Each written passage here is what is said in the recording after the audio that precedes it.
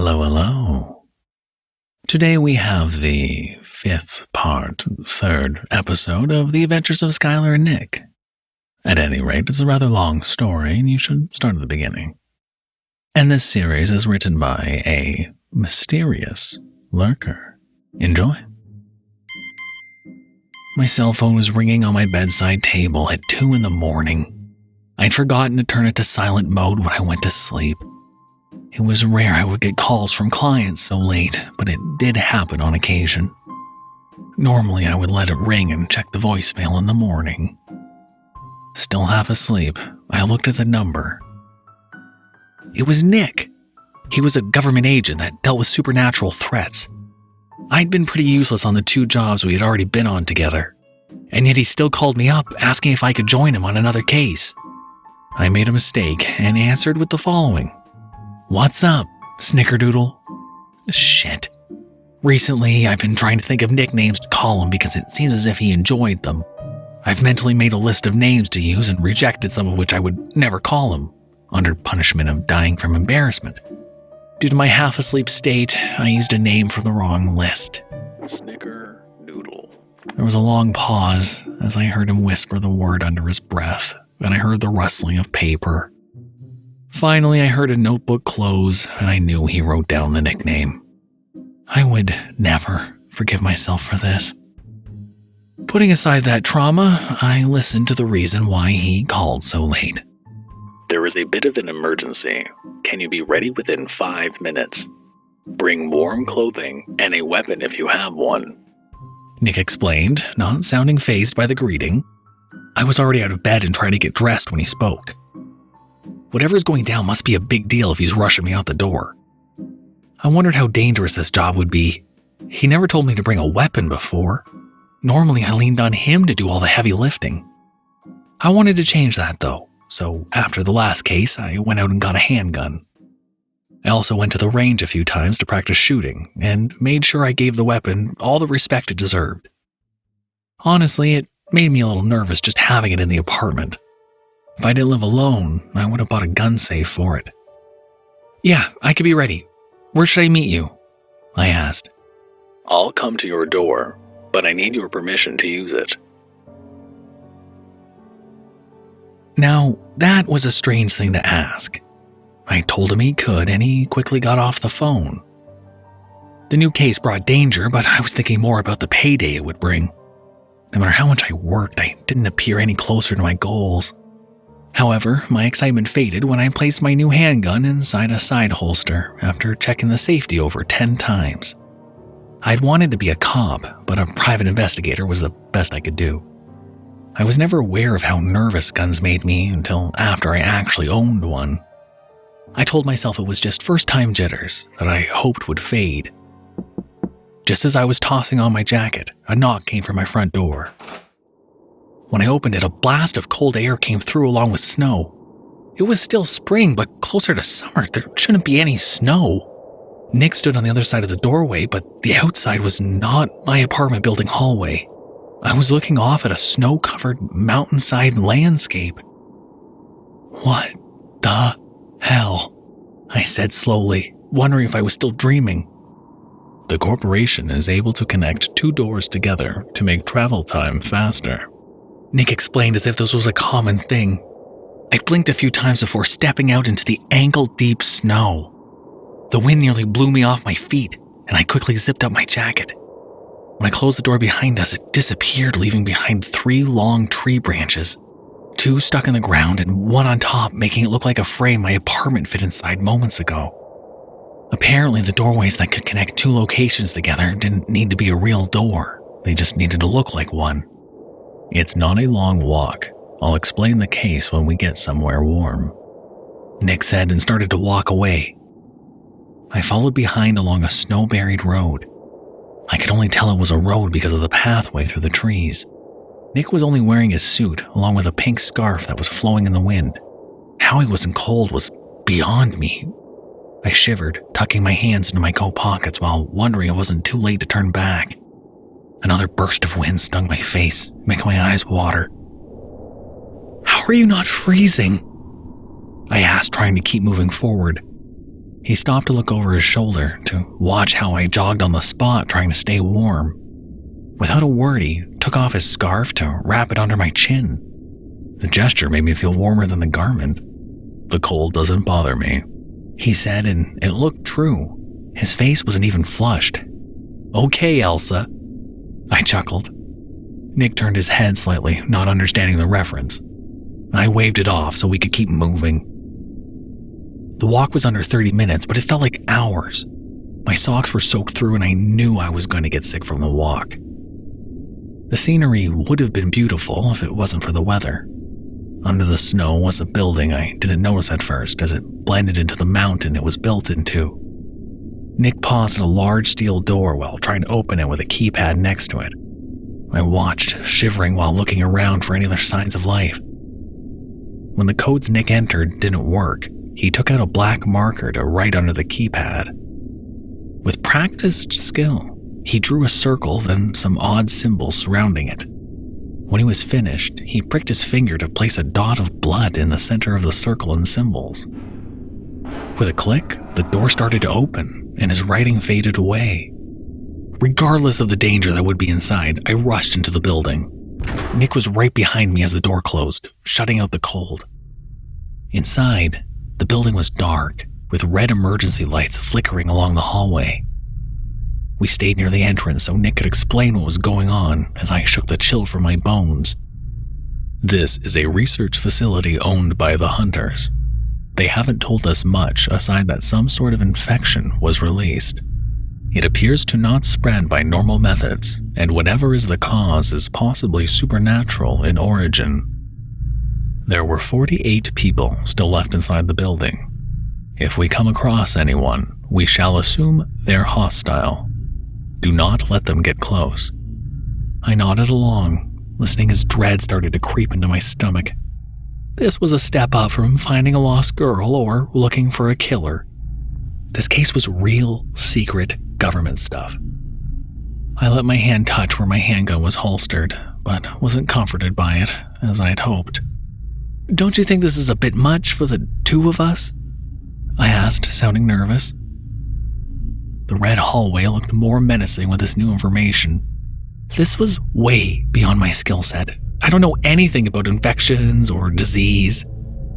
It was a comfort knowing I wasn't exposed to some mystery illness just being inside the building, and a lack of other information overshadowed any positives.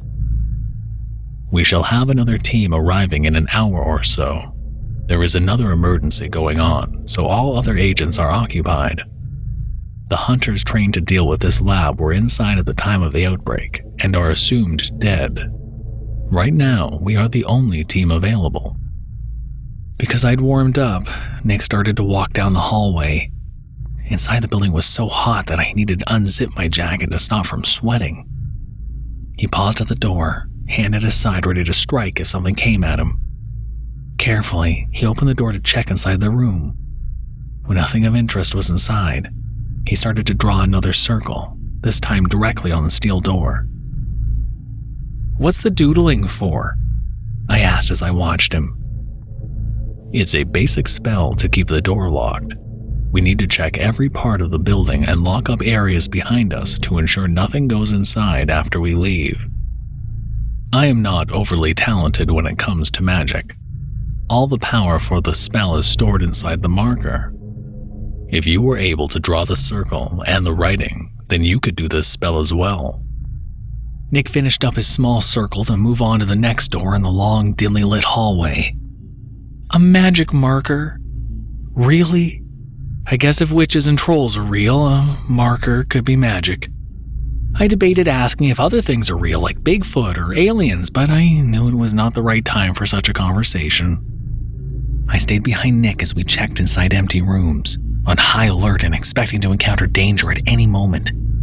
My nerves felt fried in just a few minutes. Every faint sound made me tense and look around, simply to find nothing there. Nick didn't appear as stressed, but his face never looked as if he was experiencing much of anything. My hand kept hovering above my holster, ready to draw if needed. I thought I was ready for this kind of case, but when the danger finally showed itself, I was proven very wrong. We found ourselves walking through a curved hallway while clearing rooms. When Nick went inside, I kept a lookout on the hallway. He was never gone for more than a few minutes. So far, I didn't see any signs of death or distress. The building appeared normal aside from the emergency lights and lack of residents. I heard a sound coming from the room Nick went inside of. I was about to rush over to check on him when something else caught my attention. I had heard groaning from a few feet away. Panicked, I turned my head to find the source. A man wearing a lab coat was shuffling down the hallway in an uneven gait.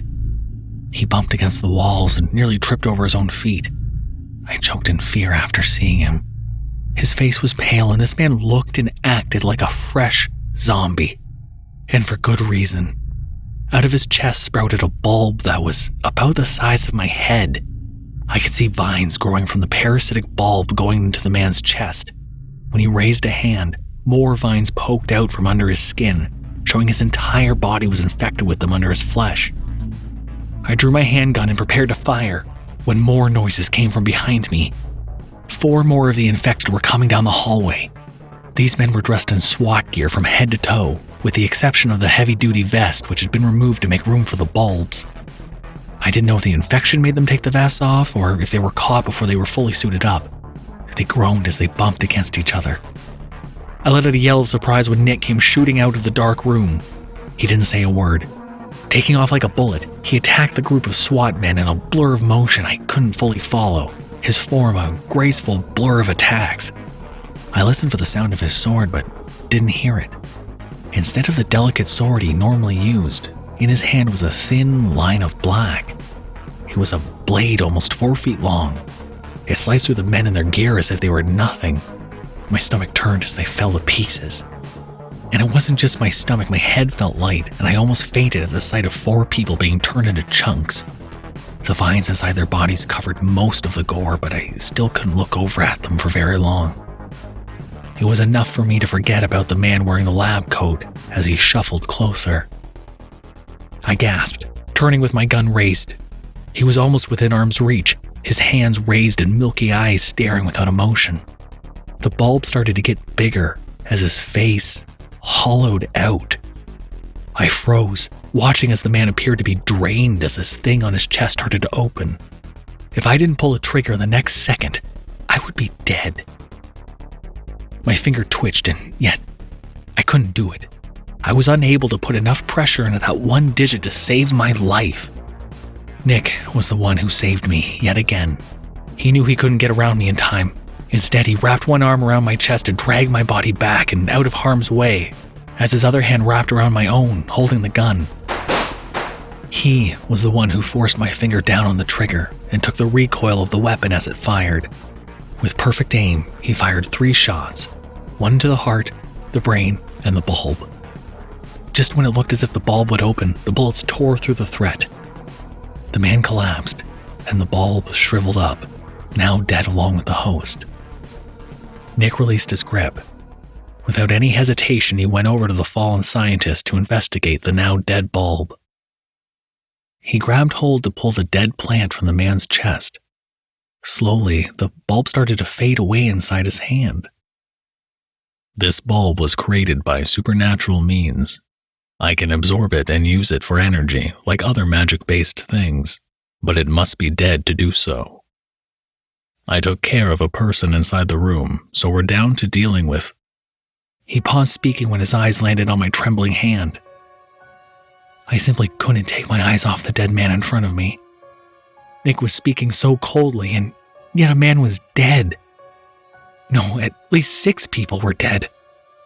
The logical part of my brain knew these people could not be saved, and it was a good thing they had been taken down, and yet... My vision started to blur, and I couldn't stop myself from breathing heavily. In my mind, I'd killed someone. I was the one who brought a gun, and now a man was dead. When I dreamed of being a cop, I knew I would need to shoot at someone if my life was in danger. I didn't ever want to do something like that, but assumed I would be ready if the time came. That I would be working the streets and toughened up by the time I would need to draw a gun on someone.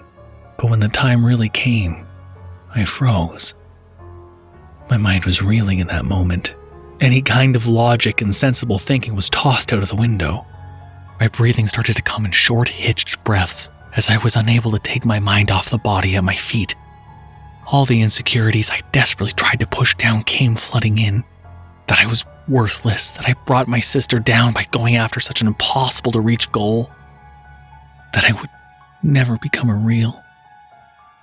Do you want to turn back? Nick asked in a soft tone, cutting off my thoughts. No, I can't, I protested. I was the one who asked you to bring me along on cases, and yet I act like this. I'm supposed to be your partner, and yet I haven't done a damn thing. My job is to support you, and yet I needed to stop speaking, or else I would really lose it. Shutting my eyes tight, I kept the flood of emotions back the best I could. While in the dark, I felt Nick wrap his hands around my own and still tightly grip the handgun. I opened my eyes again to look up at him. A real expression on his face, instead of his regular blank look. Is this heavy? He asked, referring to my handgun. I nodded, so he kept speaking. Weapons should be heavy. They carry the weight of all the lives you can destroy with them. It's been a long time since my swords became light, and I hate that. I need a partner who can still feel this weight. Until you're able to lift this weapon on your own, I'll help carry it. We are partners, after all. It goes both ways. I'm here to help you. You're not here to take on all the burdens on your own.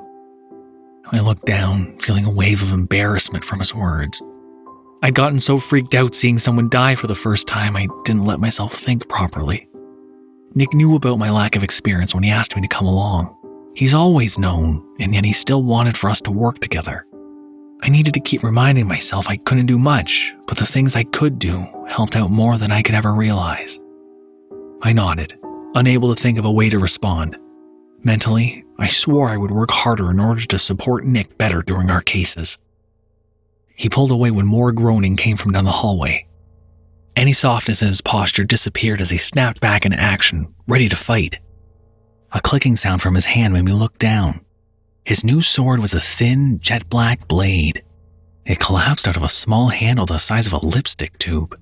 It looked more like a baton than a sword. What happened to the orchestra? I asked, wondering about the change in weapons. I got in trouble from cutting the van in half. This blade is named Eel. Despite its size, it can cut through anything. Eel is a good temporary blade, but it makes me nervous because it's too eager to cut through living things. The groaning died down, so Nick felt safe enough to further tell me about his weapon. The smaller blade was a better choice for this job. I've only seen the orchestra send out waves of destruction. I wasn't sure if it could tone it down. Here, we needed to take down people infected by some sort of parasitic plant, not destroy the entire building. Skyler, I still do not know how this infection spreads. Please stay back and cover me. I'll protect you. Only fire your weapon if you're able. Do not force it and put yourself in a bad situation. I was going to reply in some sort of negative way. I still felt as if I was useless. Not only did he have to worry about plant zombies, but he also needed to keep an eye on me. When he looked over his shoulder, he had the closest thing to a smile I've ever seen, and all those feelings faded. I kept a good grip on the handgun at my side, the cold metal feeling slightly lighter than before, now that I knew I was going to use it to protect my partner. When we knew we were both ready, we started back down the hallway towards whatever was waiting. I followed a few steps behind Nick as he moved slowly, completely alert and ready. I had my handgun drawn but pointed down until I needed to fire. I didn't want to risk getting nervous and shooting my partner in the back by accident. We carried on cleaning rooms without any more surprises. The building was massive. We finally found a map near a pair of elevators so we could figure out where things were, and so we could make a guess as to how many more surprises we might find based on what we found inside each cleared room. The biggest room on that floor was a cafeteria. We saved clearing that room for last. For my count, Nick had taken down 11 infected. that left a big number that still needed to be taken care of. A large group could be in the cafeteria, and we needed to be ready. Because of Nick's skill, it didn't take us very long to finish the first floor, aside from the last large room. We stopped outside the double doors. I made eye contact with him, showing I was ready. I had calmed down a great deal since our first encounter with the infected, and I almost felt as if I could handle the rest of our job without any issues. Slowly, Nick opened the door and slipped inside as I tried to do so as gracefully as he did. The room was colder than the rest of the building. It made me feel a bit chilly because of the sweat on my face that was cooling down. The area still smelled of freshly cooked dinner. At first, I didn't think any infected were inside the room, but soon found out that was a wrong assumption. I didn't see them at first because of the long tables in the way. Food still remained behind as if these people had been infected in the middle of dinner. Some plates were on the floor and drinks were knocked over. Whatever had happened, it had happened fast. One infected stood up from the floor, looking around, trying to see us. Then another. The fear of the two of us having to deal with a large crowd of infected suddenly became real. Nick wasted no time. Instead of running between tables and overturned chairs, he leapt on a table to run towards the swaying corpse. In one swift motion, he sliced off its head, getting ready to do the same to the second one. I was getting ready to cover him, but a sight made me freeze. A pile of infected had stood up in the middle of the room, where a set of tables had been pushed aside. They were all connected by vines coming out of the bulbs on their chests and running through their skin. At least 20 of them all turned their heads towards Nick. He was trying his best to avoid the other infected, swatting at his feet as he darted along the tables. I raised my gun and fired into the crowd of infected, hoping that I would hit something with them being all so close together. Before my eyes, that small crowd became closer and closer until they turned into an abomination that would haunt my memories for the rest of my life. Vines twisted around bodies as they molded into one mass. I kept firing, hoping it would do something. If I killed one out of the crowd, the bulb didn't fade like before. It was still connected to the other, so it stayed alive as they turned into something else. The final mass looked almost like a worm made of plant matter and human limbs. "Nick, fall back!" I cried towards my partner. He made an attempt to do so, but to my horror, a vine came out of the monster in the middle of the room and wrapped around his ankle. It dragged him along while the other infected that were not part of that huge mass reached out for him. His blade cut through the vine, dragging him a second too late. He was free, but another vine came down and pierced his chest as I yelled in shock. I fired until my gun clicked empty. Frantically, I dug around in my pocket for the ammo box I was smart enough to bring along. My hand shook, unable to even get the box open. Nick's face twisted in shock rather than pain. The pained expression came after the vine drew back. The hole in his chest didn't appear fatal, but from the look on his face and the way he started to dig at his chest, I could tell he'd become infected. He tore at his shirt, exposing the wound that now wriggled with vines digging around under his flesh. The infected didn't appear to care about him now that he was one of them, but the worm looked very interested. More vines came from the creature, ready to grab Nick to make it a part of itself. Unable to get my gun reloaded, I didn't even let myself think. I ran towards the mass. In his panic, Nick dropped his sword, the blade collapsing back into the small tube. Just before the other vines reached him, I ran between the chairs and tables to grab a hold of the small object. The blade sprang forth the moment my hand wrapped around the metal. I slashed at the vines, cutting them dead in their tracks. I felt no resistance when I sliced through them. The infected noticed a new victim, though. Now that I needed to protect Nick, I didn't freeze up as I sliced into a person stumbling in my direction. Nick was right about the eel being able to cut through anything. Without any effort, I cut through everything in my path. Vines, people, tables. From the sword, I could feel an excitement that was not my own. The blade wanted to cut. It was overjoyed at being used. It wasn't bothered by the fact I didn't know what I was doing or how to use it. As long as it sliced things, it kept getting happier and happier. It was unnerving because some of these things it wanted to cut through were normal people just a short while ago. In the chaos, I tried to keep my eyes on Nick. He'd gotten off the table and fallen to the floor. The sight worried me. He moved and I noticed that through his pain he was working away at something. Marker in hand, he was drawing another circle with odd writing on the outside. It gave me hope that he knew a cure. With the vines wriggling under his skin along his cheek, I knew he didn't have a chance unless he did something desperate. While I was distracted, the worm had gotten closer and was nearly on top of me. I didn't have enough room to swing eel to cut it in half or even cut it at all. All of a sudden, Nick grabbed the back of my jacket and tossed me aside. I came down on the table hard enough to collapse it. It hurt, but I was more concerned over my partner. I sat up with a dark feeling of fear in my stomach. I tried moving back towards Nick. I cried out again as the worm wrapped itself around him, hiding him from view. I thought he was dead in that moment. I could never forgive myself if Nick didn't make it out of this building. I took an uneven step, ready to charge into attack when whatever spell work Nick created activated. A blast of heat burst from where he was. It was hot enough to me to feel it from where I was. Plastic tables came closer to the worm and started to melt from the heat. The creature couldn't get away and it burst into flames a few seconds after the heat started. I could hear a screeching sound while a terrible burning smell filled the room. I coughed and sputtered. The heat hurt my eyes, but I needed to know if Nick was all right. When the worm burned away, I could see him, his face twisted in pain. His clothing didn't appear to be affected by the heat. A whistling sound came from him as the vines under his skin could not withstand the sudden heat. They burned away the same way the worm did, yet Nick appeared flame-proof.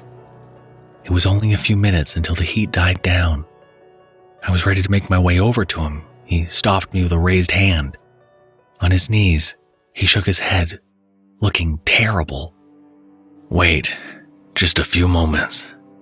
His voice was low and hoarse. It killed me to stay away, but I needed to let the spot cool down. I needed to clear the room. It was a big area and we only checked the front half. Sword in hand, I started to go through the rest of the cafeteria. Aside from finding one infected in the walk-in freezer, it was safe. It appeared as if the infected acted slower in the cold. It barely even looked over at me as I brought the sword down to put it out of its misery. I grabbed a bag of ice and a bottle of water from the fridge to hurry back over to Nick. He was sitting half against the melted table, looking better but still rough.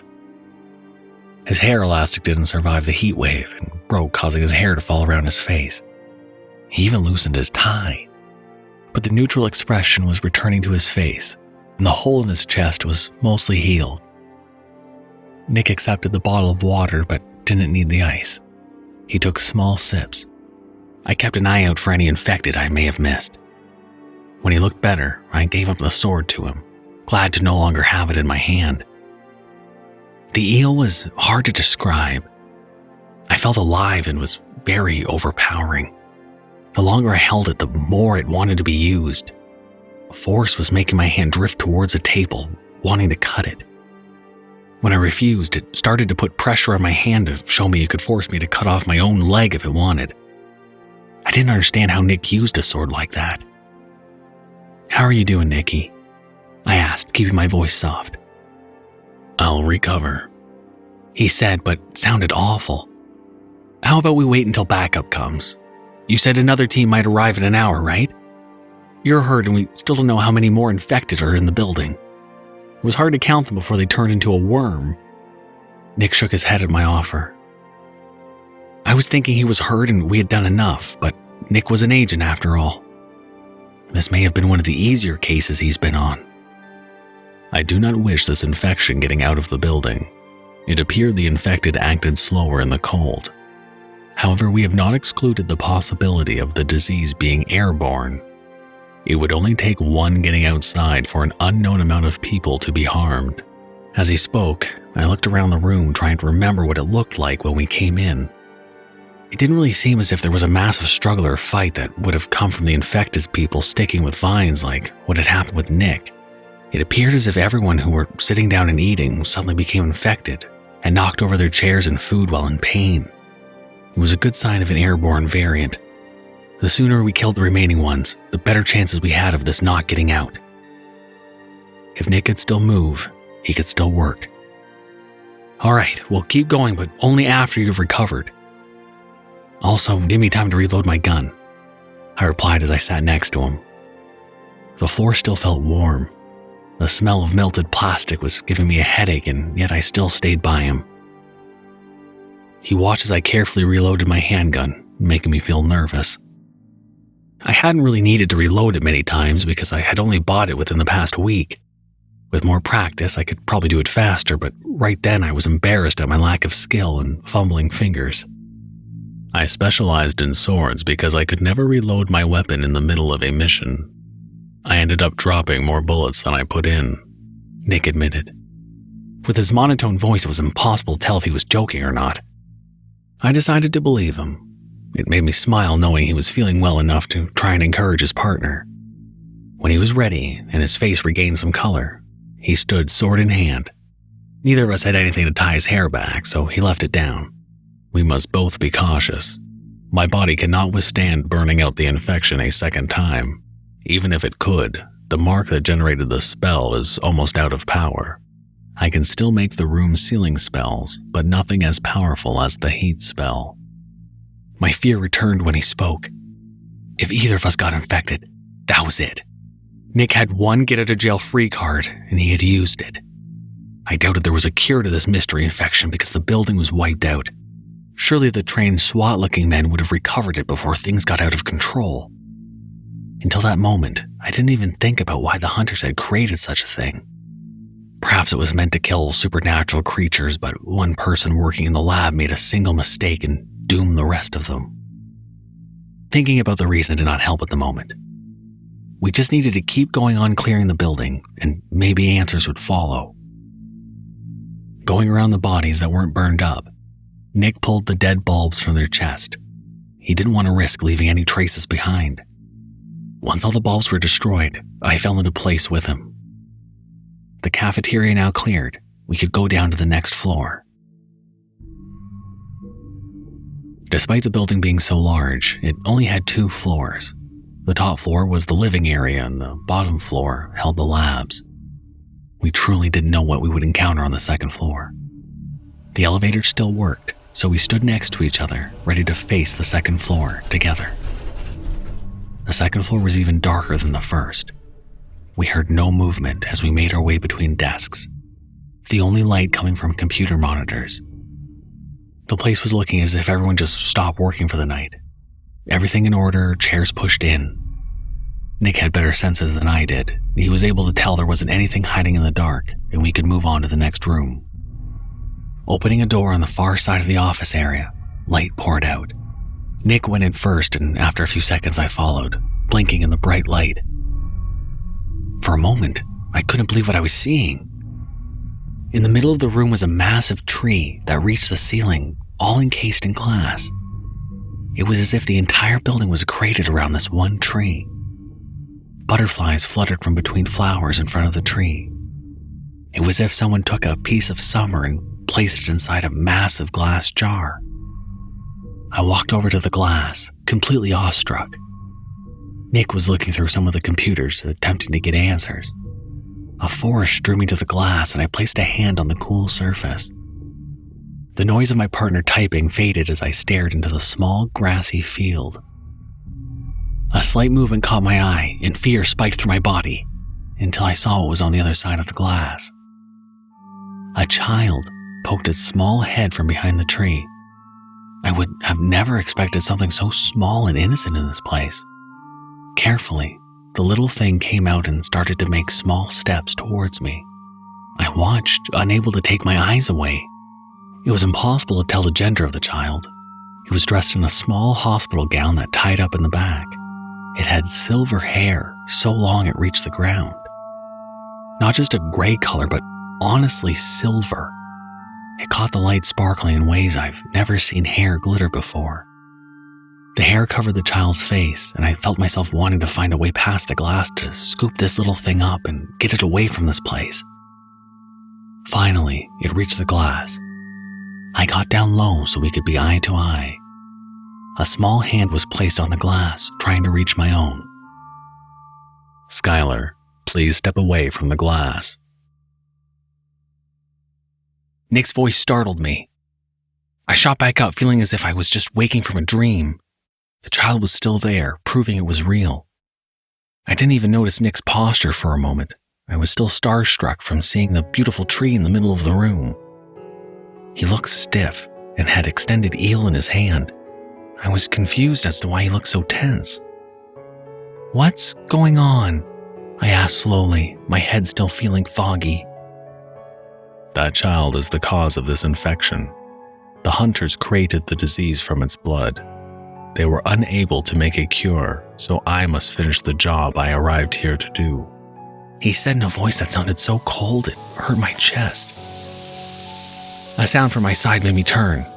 The child somehow melted the glass while Nick was speaking. They made a hole just large enough to climb out of. I really should have been afraid. Instead, when the small creature nearly fell out of the hole, I caught it. The little one with the silver hair felt so light and perfect in my arms. I never really liked kids, but whatever this creature was, it was different. "What are you implying?" I asked, bringing the child closer, trying to protect them. I've told you before, I am an executioner. I was tasked to wipe out the infection and the cause.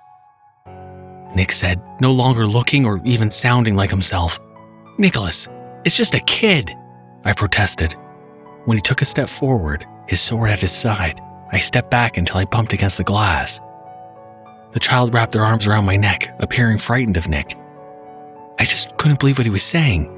It wasn't this child's fault others turned their blood into something deadly. It just wasn't right to kill them because there was a chance someone else would twist a part of their blood again to make a weapon.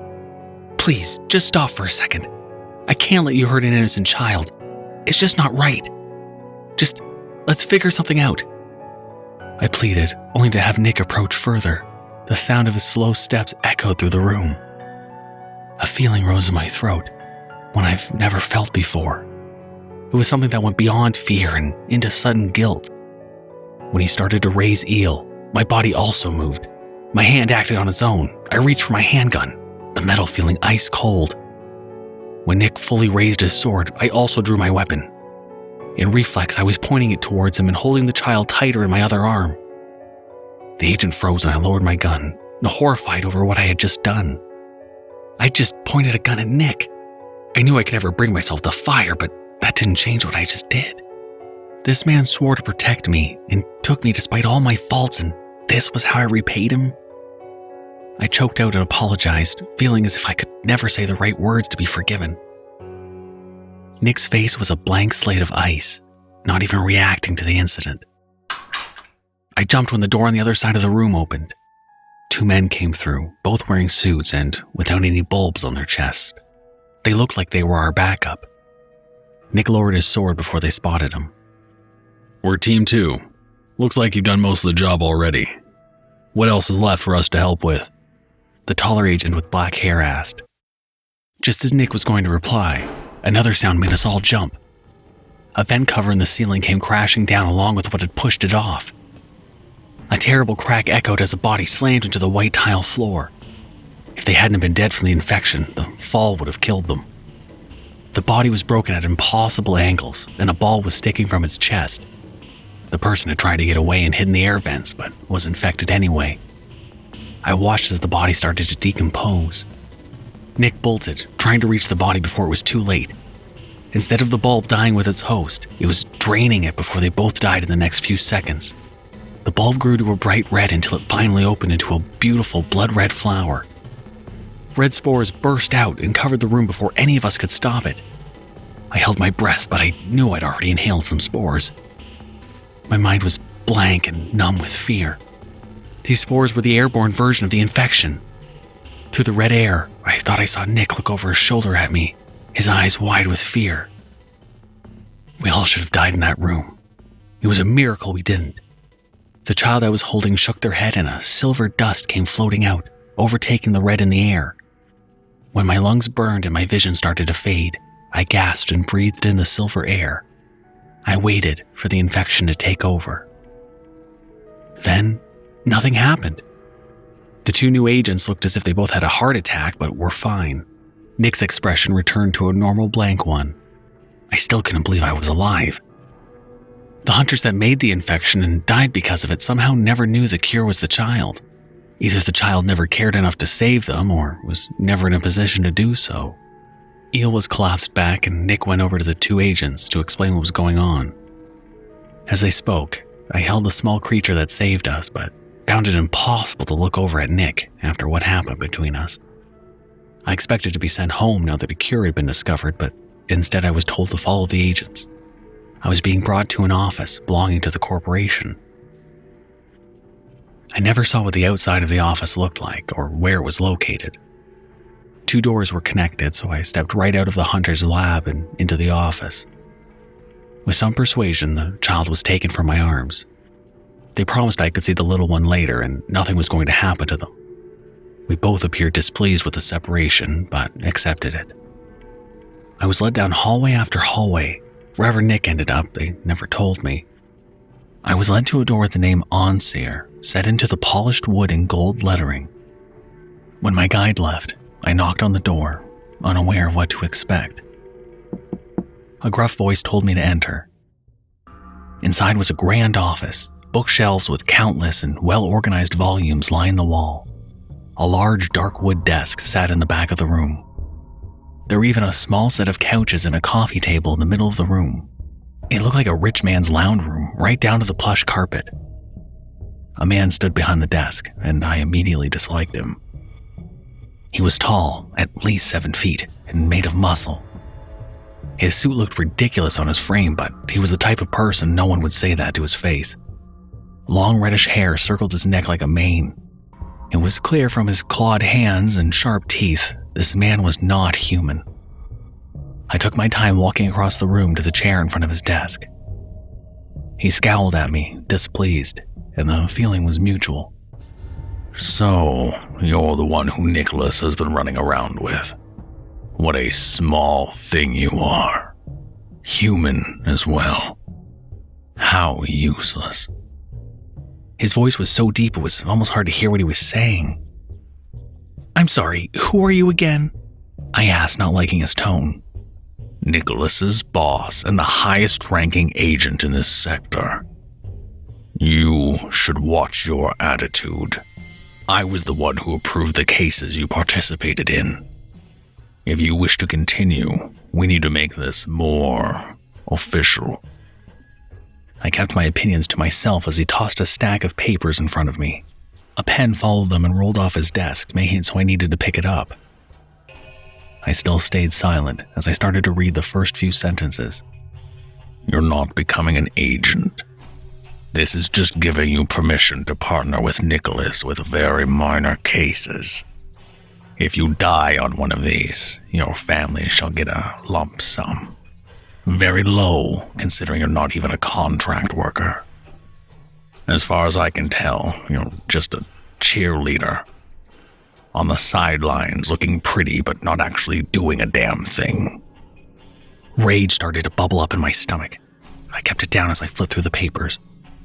They pretty much said what he had just explained. Most of the text was explaining in the many ways an agent could die and how they were all covered for the life insurance deal. Agents didn't even need to pay into it, due to the fact so few even had families or anyone after they died. The corporation could easily cover a massive payout on the rare occasion it happened without having to collect for it. The forms were simple and I filled them out, signing where needed. I tossed the papers back on his desk, the pen rolling forward but not quite off the desk. I was still impressed by it trying to roll towards freedom. Onseer didn't even touch the papers. He looked disgusted over the fact I was even in his office. "If there isn't anything else, I would like to head back home. Me and my partner had a long night," I said, getting ready to stand up from the very stiff chair I was in. The man looked down, his face twisted and large sharp teeth exposed. I can tell why Nicholas picked you. He was always making the mistake of taking in fragile, feminine strays. He spat out, keeping his voice low but filled with hate. I'd never been so angry in my life. I saw red and shot to my feet before I even knew what I was doing. The man could crush me with his pinky, and yet I still acted. Neither of us did something we regretted, because a voice from the doorway made us stop. "Mr. West, could you come with me, please?" A pleasant voice asked.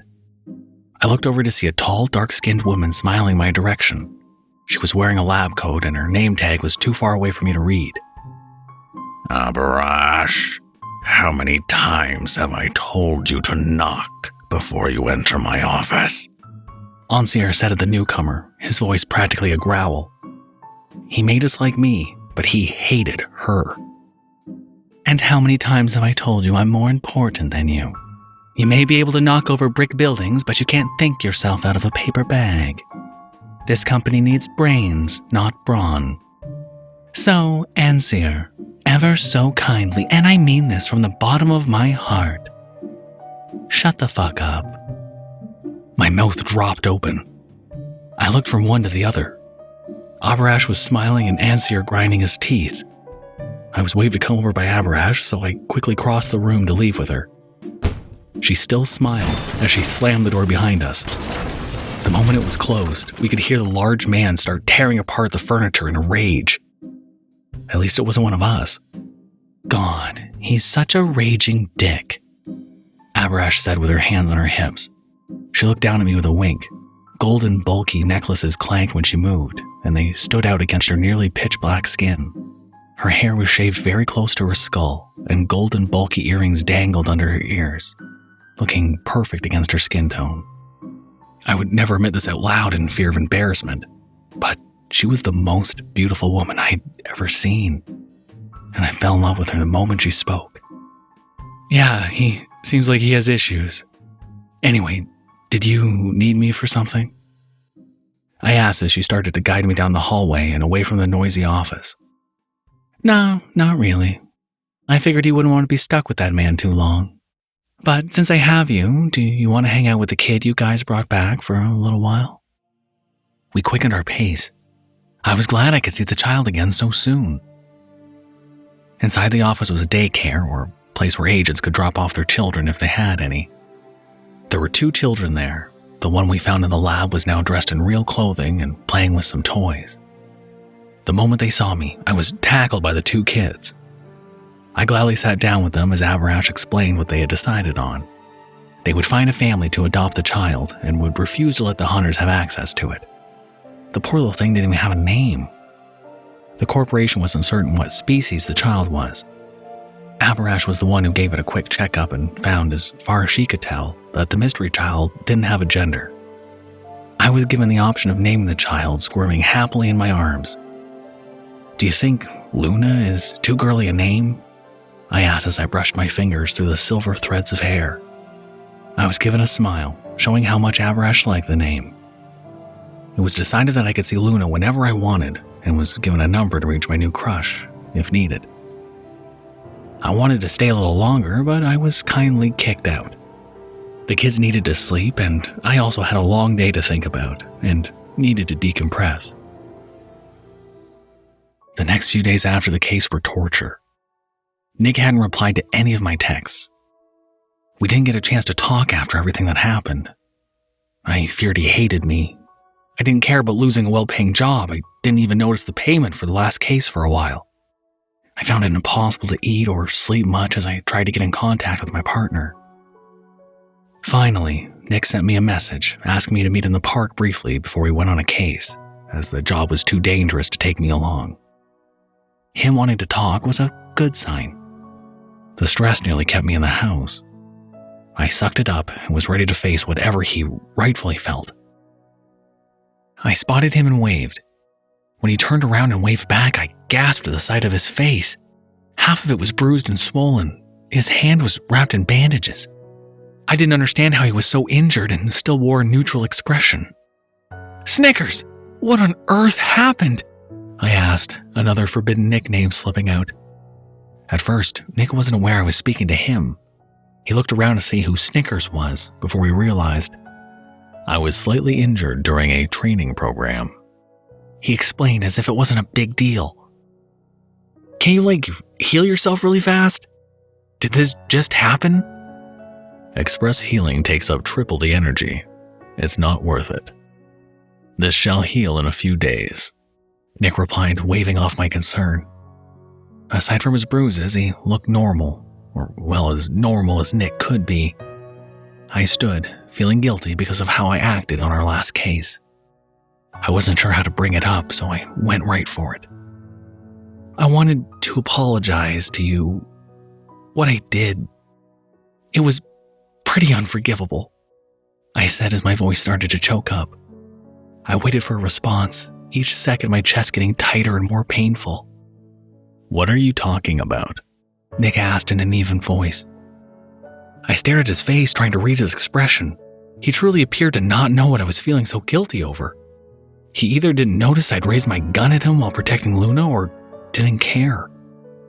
Nick, I pointed a gun at you.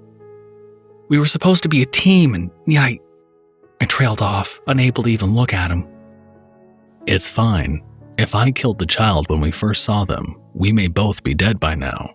The child held the cure and— That's not the point, I snapped. People in the park looked in our direction, and I felt my face flush. When I calmed down a little, Nick spoke again. I need a partner like you. Sometimes I need to be told I'm doing the wrong thing, and it's hard to stand up to someone you care about. I respect that you stood your ground and you did something that got my attention to stop me. I just couldn't believe this guy. He really wasn't human because there wasn't another person of the same species as me that was so damn nice. I fought down any further disagreement, knowing Nick would just dismiss it. You need to stop being so goddamn understanding, I told him. A hint of a smile flicked on my face. He let my words run through his head a few times before I responded. I never thought anyone would call me understanding. When it comes to interacting with people, I don't know what's going on most of the time. I laughed. I couldn't help it. I don't know why I was ever worried or thought Nick could hate me. He couldn't hate anyone. He just didn't have any sort of negative emotions in him. Rustling around in his pocket, he pulled out his pink flip phone with all the charms. I thought he was going to make a call, but instead he started to remove one of the charms from the collection. It was a plastic ruby that glittered in the sunlight. A trinket, but still pretty. Here, I wanted to give you this. It was my old partner's favorite. He only spoke after I'd taken it. If I had known who it had belonged to, I wouldn't have taken such an important thing. Such a small object felt heavy in my hands.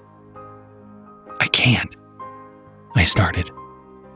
What made me stop and accept the gift was that Nick smiled. It was the smallest smile I've ever seen, but still a smile. I clutched the fake ruby in my hand, understanding how important it was. She would have gotten along with you. It's the reason why I called you for the second case. You may not be able to see it now, but I do need you. So please, keep working with me.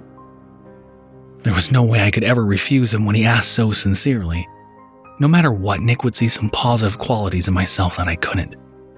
To pay him back for still wanting me as his partner, I swore I would work harder.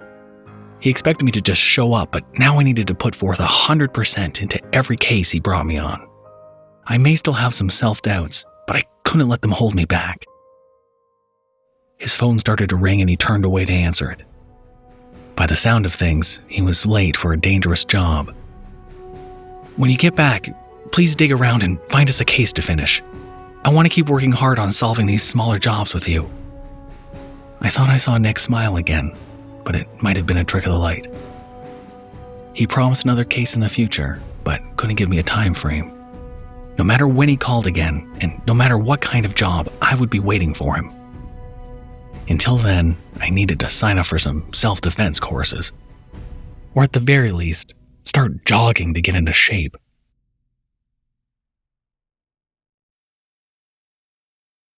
I have nothing clever to say, it's just a very fun story. And you can probably handle another one, right?